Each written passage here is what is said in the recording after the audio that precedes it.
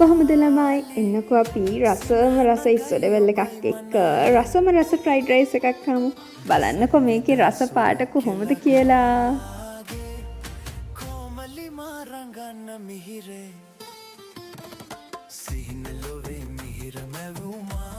දැක්ුණා නේද? ඔයාලා ඒ දැක්ක කෑම කාටවත් කන්න බෑ. එන්නකෝ යන මාත් එක මේක හදන විදිහ බලන්න. අපි මේකට වැක්ස් වලින් හදාගත්ත ලීක්ස් ලූණු එතකොට කැරට් වගේම මේ තියෙන්නේ වැක්ස් වලින්ම හදාගත්ත අමු මිරිස් කරලා. බලන්නකෝ ලීක්ස් ටිකේ ලූණු ටිකේ කැරට් ටිකේ ලස්සන. ඉස්සර ඩෙවල් එක නම් මැජික් එකක්. ඒක හදන විදිහ නම් මම පෙන්නන්නේ නැහැ හොඳේ. මේ තියෙන්නේ අමු මිරිස් කරලා මේ සේරම එකට දාලා මේ තියෙන්නේ අපි සුදු පත් ටිකක් මේකත් වැක්ස් හොඳේ. ඔන්න ඔය සේරම දාලා හදාගත්ත ෆ්‍රයිඩ් රයිස් එක තමයි මේ තියෙන්නේ. එන්නකෝ අපි පත්තු කරමු. කන්න හිතාගෙන කියලා කිල්ල ළමයි. ඔයාලට මේ ගැන මොකද හිතෙන්නේ කියලා අනිවාර්යයෙන්ම පල්ලෙහෙන් කමෙන්ට් කරන් යන්න හොඳේ.